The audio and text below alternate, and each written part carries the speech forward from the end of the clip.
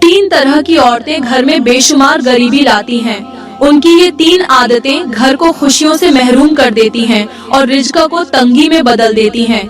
ये वो औरतें हैं जो अपने गुनाहों की वजह से रहमत के फरिश्तों को नाराज कर देती हैं और घर में ऐसी नहुसत लाती हैं कि खुशहाली दूर दूर तक नजर नहीं आती।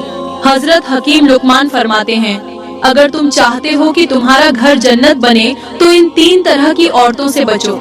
ये वो औरतें हैं जो बादशाहों को फकीर बना देती हैं और सुकून को मौत की नींद सुला देती हैं। ऐसी औरतें घर के चिरागों को बुझा देती हैं और खुशियों को वीरानी में बदल देती हैं। आप गौर करें कि कहीं आपके घर में वो औरतें तो मौजूद नहीं जो ये तीन गुनाह बड़े शौक से करती हैं और इस वजह से आपका घर भी गरीबी की दलदल में फंसा हुआ है।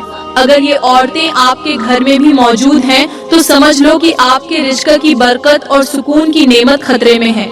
ये औरतें हर नेमत को जवाल में बदल देती हैं और घर को परेशानियों का शिकार बना देती हैं। हजरत लुकमान ने फरमाया है, ऐसी औरतों से बचना जिनके आमाल तुम्हारे घर की बुनियादों को हिला दें। दोस्तों, अगर तुमने इन बातों को नजरअंदाज किया तो याद रखो, खुशहाली तुम्हारे दरवाजे से भी हमेशा के लिए दूर हो सकती है।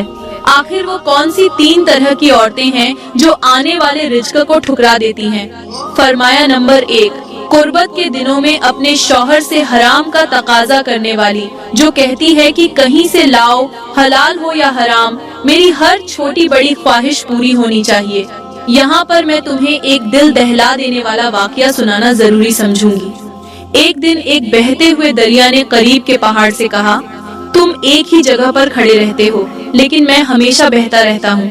क्या जमीन पर कोई ऐसा दिल दहला देने वाला वाकया हुआ है जो मुझे बहने से रोक दे और तुम्हें पिघला दे? इतने में आसमान से एक फरिश्ता जमीन पर उतरा और कहने लगा, मैं तुम्हें एक कहानी सुनाता हूँ। ये एक मियाँ बीवी की है जिनकी मोहब्बत, सब्र और कुर्बानी ने फरिश्तों को भी हैरत में डाल दिया। वो कहानी कुछ यूं है। एक गरीब मजदूर था जो रोजाना सुबह सवेरे अपनी बीवी को दुआओं के साथ रुखसत करता और खुद काम की तलाश में निकल जाता। बीवी एक बहुत ही इबादत गुजार और सब्र करने वाली औरत थी, लेकिन गरीबी ने उसके दिल को थोड़ा सख्त बना दिया था। वो अक्सर अपने शौहर से कहती, हमारी जिंदगी में खुशहाली कब आएगी? क्या ये गरीबी हमेशा हमारी किस्मत में लिख दी गई है? शौहर मुस्कुराते हुए जवाब देता, बीवी सब्र करो, अल्लाह अपने बंदों को आजमाता है। आजमाइश के बाद जब उसके बंदे कामयाब हो जाते हैं तो अल्लाह अपने बंदों को नवाजता भी है। मुझे अल्लाह पर पूरा यकीन है कि वो हमारी दुआओं को जरूर सुनेगा। लेकिन बीवी के दिल में बेचैनी बढ़ती जा रही थी। उसके मन में हमेशा यही सवाल रहता, आखिर इन बुरे दिनों से हम कब निकलेंगे? एक दिन शौहर बीमार पड़ गया और काम पर नहीं जा सका। बीवी ने घर के हालात को देखकर खुद बाजार जाने का फैसला किया ताकि कुछ खाने पीने का इंतजाम कर सके। लेकिन बाजार पहुंचने पर उसके पास कुछ भी खरीदने के लिए पैसे नहीं थे। वह एक दुकानदार के पास गई और कहा, मेरे पास पैसे नहीं हैं, लेकिन क्या तुम मुझे कुछ आटा और खाने का सामान उधार दे सकते हो? दुकानदार ने मजाक उड़ाते हुए कहा, अगर तुम्हारे पास देने के लिए कुछ नहीं है तो लेने का हक कैसे है? बराए मेहरबानी उधार मांगकर हमें शर्मिंदा मत करें। ये कहकर दुकानदार ने उसे खाली हाथ लौटा दिया। बीवी दिल शिकस्ता होकर घर वापस आई, लेकिन उसके चेहरे पर न गुस्सा था और न ही बेचैनी, बल्कि सब्र के आसार थे। उसने घर पहुंचकर शौहर के करीब बैठकर कहा, आज मैंने बाजार में अपनी बेबसी की इंतहा देखी है, लेकिन मैंने ये भी सोचा कि अगर अल्लाह हमें आजमाइश में डाल सकता है तो वही हमें इससे निकाल भी सकता है। आज से मैं कोई शिकायत नहीं करूंगी, बस अल्लाह से मदद मांगूंगी। उसी रात दोनों ने मिलकर दुआ की और अपने दिल का हाल अल्लाह के सुपुर्द कर दिया। रात गुजर गई और सुबह हुई। शौहर की तबीयत में कुछ बेहतरी आई तो वह फिर से बीवी से दुआएं लेकर मेहनत मजदूरी की तलाश में निकल पड़ा। पूरा दिन बाजार में बैठा रहा मगर उसे कोई काम न मिला। पूरा दिन जब काम न मिला तो वह थके कदमों के साथ घर की तरफ लौटने लगा। उसके दिल में एक अजीब सी बेबसी थी और वह सोचता जा रहा था, अब जाकर मैं बीवी को क्या कहूँगा? वह जो दिन रात गरीबी के बोझ तले परेशान रहती है, जो हर रोज मुझसे उम्मीद लगाती है, वह आज भी मुझसे सवाल करेगी। کہیں ایسا نہ ہو کہ وہ صبر کا دامن چھوڑ دے اور ہماری زندگی اور بھی بڑی آزمائش میں پڑ جائے۔ یہ سوچتے سوچتے اس کی نظر اچانک ایک جانور پر پڑی جو سڑک کے کنارے مرا پڑا تھا۔ اس کے دل میں ایک خیال آیا، کیوں نہ میں اس مرے ہوئے جانور کا گوشت نکال لوں؟ یہ کم سے کم ہمارے بھوکے پیٹ کا سہارا تو بنے گا۔ وہ غریب شخص مرے ہوئے جانور کے قریب گیا۔ آنکھوں میں بے بسی اور دل میں خوف کا طوفان تھا۔ اس کے ضمیر نے اسے جھنجھوڑا، بھوکے مر جاؤ لیکن اللہ کی منع کی ہوئی چیز کو مت کھاؤ۔ اس سوچ کی بنیاد پر اس کے قدم رک گئے، لیکن پھر بیوی کے بھوکے چہرے کا تصور اس کے دل کو پگھلا گیا۔ اس نے کانپتے ہاتھوں سے مرے ہوئے جانور کے کچھ ٹکڑے نکالے، انہیں شاپنگ بیگ میں ڈالا اور رات کے سناٹے میں سر جھکائے اپنے گھر کی طرف روانہ ہو گیا۔ گھر کے قریب پہنچتے ہوئے اس کا دل تیزی سے دھڑکنے لگا۔ وہ سوچ رہا تھا، اگر بیوی کو پتا چل گیا کہ میں اس کے لیے حرام لے کر آیا ہوں تو وہ کیا کہے گی؟ کیا وہ مجھے حقارت کی نظر سے نہیں دیکھے گی؟ لیکن پھر اس نے خود کو دلاسا دیا، یہ سب میں مجبوری میں کر رہا ہوں، ورنہ میرا دل کبھی بھی حرام کے لیے تیار نہ ہوتا۔ گھر پہنچ کر اس نے دروازہ کھولا۔ بیوی اندر بیٹھی بے چینی سے اس کا انتظار کر رہی تھی۔ جیسے ہی اس نے اپنے شوہر کو دیکھا، اس کی آنکھوں میں امید کی کرن چمکنے لگی۔ اس نے پوچھا، کیا تم کچھ لے کر آئے ہو؟ شوہر نے شاپنگ بیگ کو ایک کونے میں رکھتے ہوئے نظریں جھکا لی اور کہا، ہاں لایا ہوں، اسے پکا لو۔ بیوی نے خوشی خوشی شاپنگ بیگ سے گوشت نکالا اور ایک دیگچی میں ڈال کر چولہے پر رکھ دیا۔ نیچے آگ جلائی اور کچھ دیر بعد جب دیگچی کا ڈھکن ہٹایا تو اس کا دل دہل گیا۔ گوشت کی جگہ دیگچی میں صرف خون ہی خون تھا اور اس سے حرام کی بدبو آ رہی تھی۔ اس کی آنکھیں حیرت اور خوف سے پھیل گئیں، ہاتھ کانپنے لگے۔ وہ اس بدبو کو برداشت نہیں کر پائی۔ وہ فوراً شاپنگ بیگ اور دیگچی لے کر شوہر کے پاس پہنچی جو آنگن کے کونے میں چپ چاپ بیٹھا ہوا تھا۔ اس کے پاس جا کر اس نے کہا، سچ بتاؤ یہ گوشت کہاں سے لائے ہو؟ شوہر نے نظریں جھکا لی۔ اس کے چہرے پر شرمندگی کی پرچھائیں تھی۔ لرزتی ہوئی آواز میں اس نے کہا، میں مجبور ہو گیا تھا۔ تمہاری بھوک، تمہارے چہرے کی مایوسی میرے دل پر بھاری ہو گئی تھی۔ میں سمجھ ہی نہیں پایا کہ میں کیا کر رہا ہوں۔ یہ سنتے ہی بیوی کی آنکھوں سے آنسو بہنے لگے۔ وہ روتے ہوئے شوہر کے قدموں پر گر پڑی اور کہا، اے میرے سرتاج، ہمیں بھوک سے مرنا منظور ہے لیکن حرام کھانا کبھی قبول نہیں۔ اللہ نے ہمیں آزمائش دی ہے لیکن اس کا حکم توڑنا ہمیں کہیں زیادہ نقصان پہنچا سکتا ہے۔ کیا تم نہیں جانتے کہ حرام رزق میں کبھی سکون نہیں ہوتا؟ جو عورتیں اپنے شوہروں کو حرام کمانے پر مجبور کرتی ہیں وہ دنیا کی بدقسمت عورتوں میں سے ہوتی ہیں۔ بیوی کے ان الفاظوں کو اللہ کی ذات نے اتنا پسند کیا کہ اسی لمحے میں ان پر اپنی رحمت نازل کر دی۔ ان کی زندگی کی آزمائش ختم ہونے کا وقت آ چکا تھا۔ وہ کون سا جملہ تھا جو بیوی نے کہا تھا، اے میرے شوہر، میں بھوک سے کیوں نہ مر جاؤں لیکن مجھے حرام مت کھلانا۔ یہ وہ جملہ تھا جس نے اللہ کی رحمت کے دروازے کھول دیے اور اس گھر میں بے شمار رزق لانے کی بنیاد رکھ دی۔ دوسرے دن اس کا شوہر گھر کے باہر بیٹھا ہوا تھا کہ اچانک ایک اجنبی شخص ان کے دروازے پر آیا۔ اس شخص نے کہا، مجھے آپ کے گھر کے پاس سے گزرتے ہوئے جنت کی خوشبو آئی ہے، کیا میں یہاں رات بتا سکتا ہوں؟ یہ سن کر شوہر گہری سوچ میں پڑ گیا۔ اس کے دل میں بے چینی بڑھنے لگی کہ اگر مہمان کو اپنے گھر میں بیٹھا دیا تو ظاہر ہے کہ اسے کھانا بھی کھلانا پڑے گا، جبکہ ہمارے گھر میں روٹی کا ایک ٹکڑا بھی موجود نہیں ہے۔ بیوی نے کہا، تم پریشان مت ہو، مہمان کو اپنے کمرے کے اندر بیٹھاؤ اور یہ لو میرا ایک لباس، اسے بیچ کر مہمان کے لیے کھانے پینے کا انتظام کرو۔ شوہر نے ویسا ہی کیا۔ اجنبی شخص نے رات وہیں گزاری اور صبح جاتے وقت انہیں ایک تھیلا دیا۔ اس نے کہا، یہ تھیلا آج سے 10 سال پہلے میرے مرشد نے دیا تھا۔ انہوں نے کہا تھا کہ جب بھی اور کہیں بھی تمہیں کسی گھر کے اندر سے جنت کی خوشبو آئے تو یہ امانت اس گھر میں رہنے والوں کے سپرد کر دینا، لہٰذا یہ لیجئے اپنی امانت اور مجھے اجازت دیجئے۔ جب شوہر اور بیوی نے تھیلا کھولا تو اس میں سونے اور چاندی کے سکے بھرے ہوئے تھے۔ ان کی آنکھوں میں آنسو تھے لیکن یہ آنسو خوشی کے تھے۔ اب مشکل وقت ختم ہو چکا تھا اور آگے صرف آسانی ہی آسانی تھی، کیونکہ ہر مشکل کے بعد اللہ آسانی دیتا ہے۔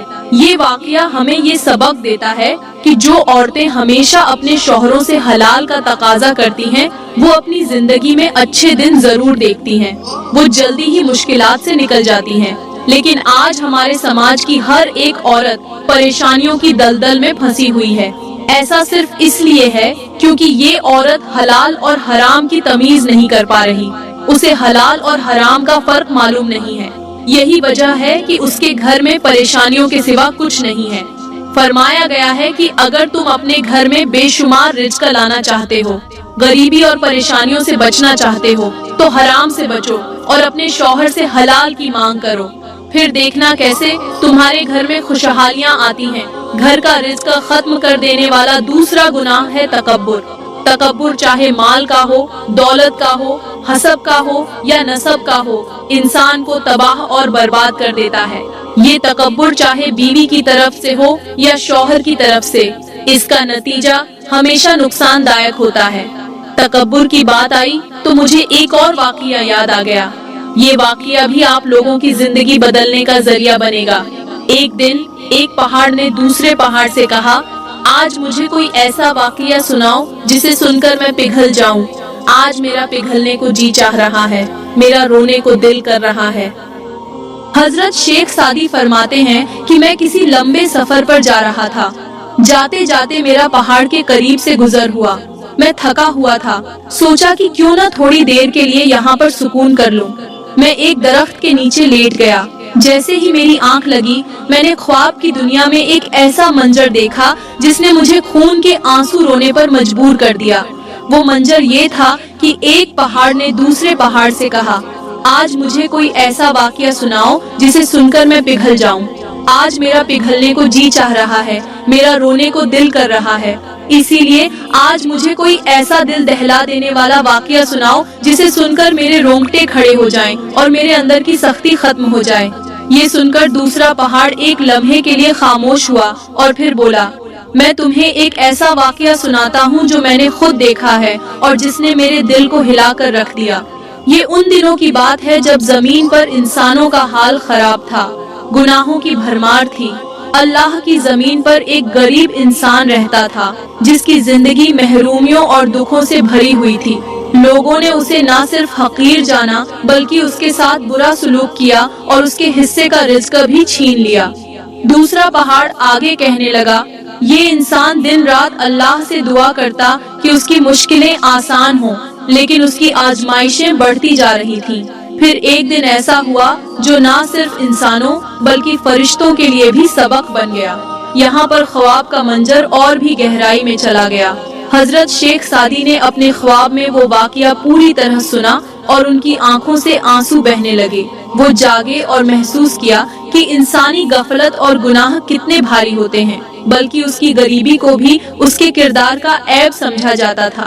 وہ ہر رات اپنے رب کے سامنے آنسو بہاتا اور دعا کرتا، اے میرے اللہ، تو سب کچھ دیکھ رہا ہے، میرا حال بھی دیکھ، میرے آنسو بھی دیکھ اور مجھے صبر عطا فرما۔ میرے بھائیوں، اگر غور کیا جائے تو آج کا ہمارا سماج بھی ایسا ہی ہو گیا ہے۔ دولت مندوں کو عزت دی جاتی ہے مگر غریبوں کو ٹھکرا دیا جاتا ہے۔ اس دور میں انسان کے ایمان اور اخلاق کی قدر کرنے کے بجائے اس کے لباس اور جیب کو دیکھا جاتا ہے۔ اگر کوئی غریب انسان بھوک سے بلکتا ہے تو اسے حقارت سے دھتکار دیا جاتا ہے۔ مگر یاد رکھو، یہی غریب جب اپنے رب کے سامنے گرتا ہے تو قسم باخدا عرش کو ہلا دیتا ہے۔ آج کا انسان ہمیشہ دولت مند انسانوں سے محبت کرتا ہے، مگر میرا اللہ وہ ذات ہے جو برے سے برے انسان کو بھی اکیلا نہیں چھوڑتا۔ خیر، پہاڑ نے اپنی کہانی کو آگے بڑھاتے ہوئے کہا، ایک دن اس غریب آدمی کو پتا چلا کہ گاؤں کے سب سے بڑے امیر کے گھر میں شادی ہے۔ پورے گاؤں میں چرچا تھی کہ شادی بڑی دھوم دھام سے ہوگی اور رنگ برنگے کھانے کا انتظام بھی ہوگا۔ وہ غریب شخص اپنی بھوکی بیٹی کی طرف دیکھتے ہوئے خود سے کہنے لگا، کیوں نہ میں وہاں چلا جاؤں، شاید کچھ کھانے کو مل جائے اور شام کو اپنی بیٹی کے لیے کچھ لے آؤں۔ جوانوں، دھیان دینے والی بات یہ ہے کہ آج ہماری دعوتوں میں، ہماری تقریبوں میں غریبوں کو شامل کرنا تو دور کی بات ہے، ان کا ذکر کرنا بھی برا سمجھا جاتا ہے۔ शादियों में खाना बर्बाद होता है, लेकिन कोई उन भूखे पेटों की फिक्र नहीं करता जो एक वक्त की रोटी के लिए तरस रहे हैं। अपने मेहमानों की प्लेटों में बचा हुआ खाना फेंक दिया जाता है, लेकिन वही खाना गरीब की झोली में डालने से उनका गुरूर चोटिल हो जाता है। ये कैसा समाज है जहाँ जरूरतमंद को उसके हाल पर छोड़ दिया जाता है, उसकी बिल्कुल भी मदद नहीं की जाती। खैर, भूख का कटोरा उठाए वह गरीब आदमी भी उस अमीर के घर की तरफ चल पड़ा। उसे यकीन था कि शायद अल्लाह उसकी भूख मिटाने का कोई रास्ता जरूर बनाएगा, लेकिन वहाँ जो हुआ वह उसकी जिंदगी का सबसे कड़वा लम्हा था। जैसे ही वह गरीब शख्स अमीरों की शादी में जाकर एक खाली कुर्सी पर बैठा, उसके दिल में उम्मीद जाग उठी कि अभी खाना लगेगा, मैं खुद भी खाऊंगा और अपनी भूखी बेटी के लिए भी ले जाऊंगा। आज मेरी बेटी के चेहरे पर मुस्कान जरूर आएगी। लेकिन अचानक ऐसा हुआ कि जिसकी बेटी की शादी थी, उस अमीर की नजर उस गरीब पर पड़ गई। गरीब को देखते ही उसका चेहरा गुस्से से लाल हो गया। वो हिकारत से अपने गुलाम को इशारा करते हुए बोला, ये 2 टके का आदमी यहाँ कैसे आ गया? इसकी हिम्मत कैसे हुई हमारे जैसे बड़े लोगों की महफिल में बैठने की? नौकरों को कहा, इसे फौरन उठाकर बाहर कूड़े के ढेर पर फेंक दो ताकि इसे अपनी औकात का पता चल जाए। गुलाम ने हुक्म की तामील करते हुए उसे उठाकर बाहर फेंक दिया। वह गरीब शख्स कूड़े के ढेर पर जा बैठा। उसकी आंखों में बेबसी के आंसू थे और हसरत भरी निगाहें उन रंग बिरंगे पकवानों को देख रही थीं जो उसने कभी अपने ख्वाबों में भी नहीं खाए थे।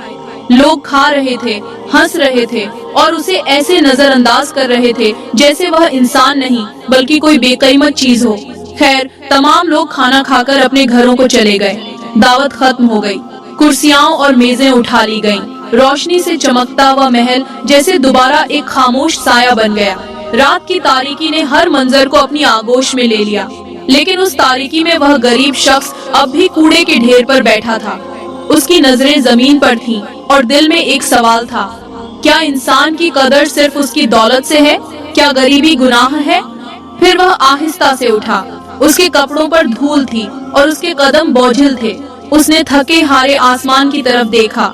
उसकी आंखों में आंसू थे और दिल में एक दुआ थी, ऐ मेरे रब, तू सब कुछ देखता है। मैं आज भी खाली हाथ हूँ, लेकिन मुझे यकीन है कि तू मेरी झोली जरूर भरेगा। मेरी बेटी भूखी है और मैं बेबस हूँ। ऐ मेरे अल्लाह, तू मेरी मदद फरमा। फिर क्या हुआ? गरीब शख्स ने एक बार हसरत भरी निगाहों से उस अमीर शख्स के महल को देखा और अपने कदम घर की तरफ बढ़ा दिए। वह घर जिसके अंदर उसकी नन्ही सी गरीब बेटी अपने बाप के इंतजार में बैठी थी। उसकी आंखों में उम्मीद का दिया जल रहा था और वह बार बार दरवाजे की तरफ देख रही थी कि आज मेरा अब्बा कुछ न कुछ लेकर जरूर आएगा। बाप जब दरवाजे के करीब पहुंचा तो उसकी सांसें रुकने लगी। वह दरवाजे के बाहर कुछ पल खड़ा रहा, यह सोचते हुए कि अंदर जाकर अपनी बेटी को क्या जवाब दूंगा। मैंने उससे वादा किया था कि कुछ लेकर आऊंगा, लेकिन मैं खाली हाथ हूँ। बड़ी माजरत के साथ कहना पड़ी रहा है दोस्तों, आज भी मेरा समाज ऐसे मजलूमों से भरा हुआ है। हम अपनी दावतों में जायफतें करते हैं, हजारों की मालियत का खाना बर्बाद कर देते हैं, लेकिन कभी ये नहीं सोचते कि हमारे आसपास कितने ऐसे भूखे हैं जिनके पास एक वक्त का खाना भी मयस्सर नहीं। हमारी खुशियों में गरीबों की जगह नहीं होती और उनके दुखों को समझना तो दूर की बात है, हम उनका मजाक उड़ाने में भी फख्र महसूस करते हैं। ये दुनिया इंसानियत के खत्म होने की निशानी बन चुकी है। उस गरीब का दुख सिर्फ उसका नहीं है, बल्कि हर उस शख्स का है जो अपने बच्चों के लिए रोजगार और इज्जत की तलाश में दर दर की ठोकरें खा रहा है। अब दूसरा पहाड़ रो भी रहा था और बड़े शौक से ये वाकया सुन भी रहा था, लेकिन हमारे दिल इस कदर पत्थर बन चुके हैं कि हमारी आंखों से आंसू बहना तो दूर की बात है, हम गरीब की कहानी सुनना भी पसंद नहीं करते। हमें ये कहानियाँ वक्त जाया करने वाली लगती हैं। खैर, वक्त कलील है और मौजू तवील है। पहाड़ ने कहानी जारी रखते हुए कहा, वो गरीब बाप घर के दरवाजे पर खड़ा था। वह सोच रहा था कि अंदर जाकर अपनी बेटी को क्या कहूँगा। वह मासूम जो दिन भर भूख की शिद्दत बर्दाश्त करती रही, अब उसे क्या कहूँगा कि आज की रात भी तुझे भूख से गुजारनी पड़ेगी। अंदर बेटी दरवाजे पर नजरें जमाए बैठी थी। जैसे ही उसने अपने बाप को देखा, उसकी आंखों में खुशी की चमक आई। لیکن جیسے ہی اس نے باپ کے ہاتھ خالی دیکھے اس کی چمک اچانک غائب ہو گئی۔ اس نے اپنے کانپتے ہوئے ہاتھوں سے باپ کے ہاتھ تھامے اور ایک ایسا جملہ کہا جو انسانیت کے لیے سب سے بڑا سبق بن گیا۔ بیٹی نے کہا، ابا ایک وعدہ کرو مجھ سے۔ باپ نے کہا، کون سا وعدہ؟ بیٹی نے کہا، چاہے میں بھوک سے ہی مر جاؤں لیکن مجھے کھلانا تو حلال کا نوالا، آج نہیں تو کل سہی، لیکن میرے لیے حرام کا بندوبست مت کرنا، میرے پیٹ میں حرام ڈالنے والا مت بننا۔ اگر حرام کھا کر مر گئی تو مرنے کے بعد اللہ کو کیا منہ دکھاؤ گے؟ یہ سن کر باپ رو پڑا۔ اس نے اپنی بیٹی کو گلے لگایا اور کہا، بیٹی تیرا یہ صبر اور ایمان مجھے اللہ سے اور قریب کر گیا۔ یہ جو اللہ کا کرم ہے نا، یہ ہمیشہ اس کے صبر کرنے والے بندوں پر ہی ہوتا ہے۔ وقت گزرتا گیا اور اللہ نے اس غریب شخص کے صبر اور دعاؤں کو قبول کر لیا۔ اس کے حالات بدلنے لگے۔ جب حالات بدلنے لگے تو پھر کیا ہوا؟ اللہ نے اسے اتنا نوازا کہ وہ اپنی زندگی کے ہر دکھ اور درد کو پیچھے چھوڑ گیا۔ وہ شخص جسے کبھی لوگ حقیر سمجھ کر دھتکارتے تھے اب ایک کامیاب تاجر بن گیا۔ اس نے ایک چھوٹے سے کاروبار کا آغاز کیا اور اللہ نے اس کاروبار میں ایسی برکت ڈالی کہ وہ کاروبار دن بدن بڑھتا گیا، یہاں تک کہ وہ گاؤں کا سب سے بڑا امیر شخص بن گیا۔ جب اس شخص کے پاس پیسے کی رونق آئی تو اس نے سب سے پہلے اپنی بیٹی کی خوشی کا سوچا۔ اس نے بیٹی کی شادی اتنی دھوم دھام سے کی کہ پورا گاؤں حیران رہ گیا۔ رنگ برنگے پکوان پکوائے گئے، ہر کونے کو روشنیوں سے سجایا گیا، امیروں، مالداروں اور عزیز و اقارب کو بلایا گیا۔ لیکن اسی وقت جب لوگ کھانے میں مشغول تھے، ایک عجیب سا منظر سامنے آیا۔ ایک غریب شخص جس کے کپڑے پھٹے ہوئے تھے، چہرہ بگڑا ہوا تھا اور جسم کمزوری کا شکار تھا، وہ ایک کرسی پر بیٹھنے کی کوشش کر رہا تھا۔ اس کے کپڑوں کی حالت ایسی تھی کہ لوگ اسے دیکھ کر اپنی نظریں پھیر رہے تھے، لیکن جیسے ہی اس امیر شخص کی نظر اس غریب پر پڑی تو اس کے دل میں ایک طوفان اٹھا۔ وہ فوراً اپنی کرسی چھوڑ کر دوڑتا ہوا اس کے پاس آیا اور اس غریب کو اپنے سینے سے لگا لیا۔ اس نے کہا، میرے دوست تو یہاں نہیں، میری کرسی پر بیٹھ۔ اس امیر شخص نے اس غریب کو اپنی کرسی پر بیٹھایا اور اپنے ہاتھوں سے اسے کھانا کھلانے لگا، کیونکہ وہ ہاتھوں سے مجبور تھا۔ اپنے ہاتھوں سے کھانا کھلانے لگا، اپنے ہاتھوں سے پانی پلانے لگا، پھر اپنے ہاتھوں سے اس کا منہ صاف کرنے لگا۔ اس کے آس پاس بیٹھے امیر لوگ یہ منظر حیرت سے دیکھ رہے تھے۔ آخر ایک شخص نے پوچھ ہی لیا، نمبردار صاحب یہ کون ہے اور آپ اسے اپنے ہاتھوں سے کیوں کھلا رہے ہیں؟ اس کے بارے میں بتانے سے پہلے اس امیر شخص کی آنکھوں میں آنسو آ گئے۔ اس نے کہا، یہ وہی شخص ہے جس نے مجھے کبھی کوڑے کے ڈھیر پر دھکا دے کر پھینک دیا تھا، جس نے مجھے روٹی کا ایک ٹکڑا دینا بھی گوارا نہیں کیا تھا، اور جس کی وجہ سے میری بیٹی رات بھر بھوک سے روتی رہی، لیکن میں نے صبر کیا اور آج اللہ نے مجھے اس کی مدد کرنے کا موقع دیا، مجھے کہاں تک پہنچا دیا اور اسے کس مقام پر کھڑا کر دیا۔ لوگ حیرت سے کہنے لگے، پھر تم اسے اپنے ہاتھوں سے کھانا کیوں کھلا رہے ہو؟ اس امیر شخص نے کہا، میں اسے اس لیے کھلا رہا ہوں کیونکہ یہ میرے اللہ کی مخلوق ہے، آج یہ مجبور ہے، بے سہارا ہے، اور اگر اس کی جگہ کوئی اور ہوتا تو میں اس کی بھی اسی طرح مدد کرتا۔ میری دولت کا مطلب بھی یہی ہے کہ میں انسانیت کی خدمت کروں، نہ کہ غرور اور تکبر میں مبتلا ہو جاؤں۔ یہ منظر ایسا تھا کہ خود زمین اور آسمان بھی رو رہے تھے۔ وہ امیر شخص اپنی عزت اور دولت کے باوجود عزیزی اور انسانیت کا مظاہرہ کر رہا تھا اور لوگوں کو یہ سبق دے رہا تھا کہ اصلی دولت پیسہ نہیں بلکہ اصلی دولت انسانیت ہے۔ یہ واقعہ سناتے ہوئے پہاڑ کی آواز بھاری ہو گئی۔ اس نے کہا، میں اس منظر کو یاد کر کے آج بھی روتا ہوں، لیکن افسوس کہ انسانیت نے ان سبقوں کو بھلا دیا ہے۔ آج ہمارا سماج اس پہلو پر غور کرے کہ اللہ کا وعدہ ہے، وہ مظلوم کی دعا کو کبھی رد نہیں کرتا اور ظالم کو کبھی معاف نہیں کرتا۔ جو دولت آج ہمیں غرور میں مبتلا کرتی ہے، کل یہی دولت ہمیں اللہ کی بارگاہ میں جواب دہ بنائے گی۔ ہمیں ہر حال میں یہ سمجھنا ہوگا کہ حقیقی دولت انسانیت کی خدمت اور دوسروں کے دکھ درد کو بانٹنے میں ہے۔ یاد رکھو، غریبوں کی دعائیں زمین پر ہی نہیں، عرش پر بھی اثر کرتی ہیں۔ وہ صبر اور عزیزی کا جو مظاہرہ کرتے ہیں، وہی انہیں اللہ کے قریب لے جاتا ہے۔